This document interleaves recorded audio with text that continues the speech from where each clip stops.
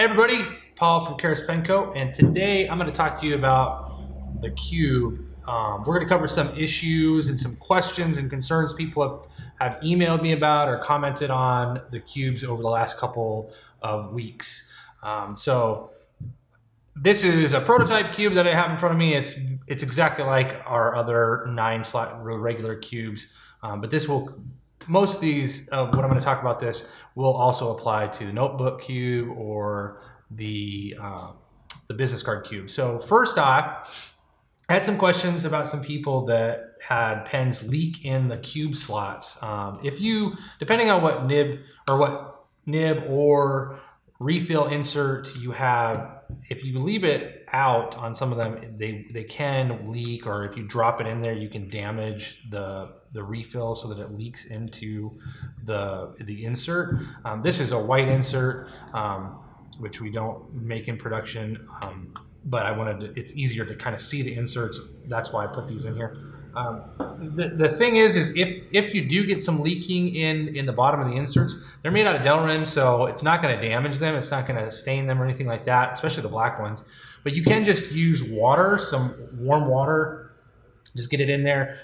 Use a Q-tip or a rag that's about that size. Wipe it out after you wash it out, and it should get all of the ink out of there. So really easy. They're really easy to clean. You might want to be a little bit more delicate with the cube itself if you have one of the brass ones.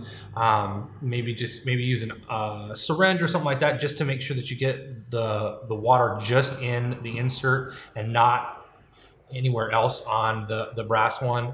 And then afterwards, you can use a polishing cloth, like a sunshine cloth, to polish those up. But if you have one of the aluminum ones, they're a little bit more durable, and especially the anodized ones. So that's the first thing. Like I said, you do want to be careful. You can damage some of the refills, specifically the G2 refill or the P8126, if you drop the pen in here. Even though these are made out of Delrin, those refills are a little bit more prone to damage if you drop them in, especially if they're extended. So try not to have the tip extended. Obviously, when you put your pens away, it's gonna keep the pen from leaking in there. But if you do have that issue where it leaks, you can just easily wash it out. Same with the outside, guys. If you have something on the outside, if you have an aluminum cube, you should be able to use any type of glass cleaner on it. Just spray it on there, wipe it off. A lot of people are like, oh, I have fingerprints on it, or I got some oil on it. It should just come off with a relatively, all-purpose cleaner or something like that. And just like I always tell people to use a microfiber cloth just in case. That's especially the case for the brass cubes. Again, you're gonna want to be a little bit more careful with those because they are brass, and you can scratch them a little bit easier. I prefer to use a sunshine cloth, which is like a jeweler's cloth. If you type in sunshine cloth on Amazon, you can find those, and those will polish and kind of clean the surface of the brass ones. Lastly, guys, we've had some people that have talked about, asked us if a batch of cubes were made off center, or they were rattling or shaking on their desk and it was driving them nuts. The cubes are square. They're not, the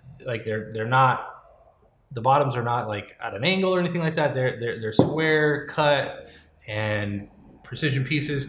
The problem that occurs are the feet that we use on these are adhesive feet that we get that are molded, and some of those feet can be a little bit, the tolerances on the feet are not as, it's not as strict as we are, so they can have a little bit of variance on those.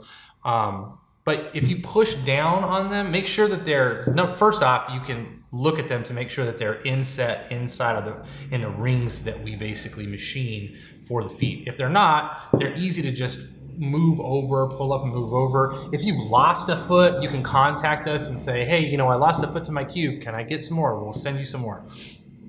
But if they are in the insets for them, just like give some even pressure on a hard surface, push down on it to get them, to make sure that they're really set in there good. That should take away any kind of variance. This one has a little bit of variance, and I actually noticed it because one of the feet on here is actually quite a bit thicker, noticeably thicker than the others.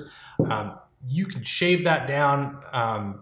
Most of them are not going to be that way, and even that, like when I pushed it down, it actually took out most of the variant. So it's sitting on this table relatively evenly. So there's nothing wrong with the cube. We didn't make a batch that was somehow off center. It's literally just those feet, and with a little bit of pressure pushing them in and making sure that they're set, they'll be good to go. Especially if you load it up over time, it's gonna settle out on your desk. I promise you. Like if it's drastic where it's something crazy, it's possible that one of the feet was very out of tolerance, in which case we can send you some feet so you can swap them out. But I can tell you that these are square. They're not, they're not off center anyway. We make them out of the metal part is a precision part. We went through a lot of different types of feet on these before we settled on the plastic ones, because we really didn't want to cause any damage to anybody's desk or anything like that, which is why we chose those. But they're not as precise as a lot of other feet that we could have chosen. But they do give you some room to manipulate them. So if you guys have questions about the cube itself, you've run into some issue that I haven't really addressed, potentially, please comment below or contact me at our contact form on our website. There might be something that I didn't cover that we may need to address if you've run into some issue on the cube that you own.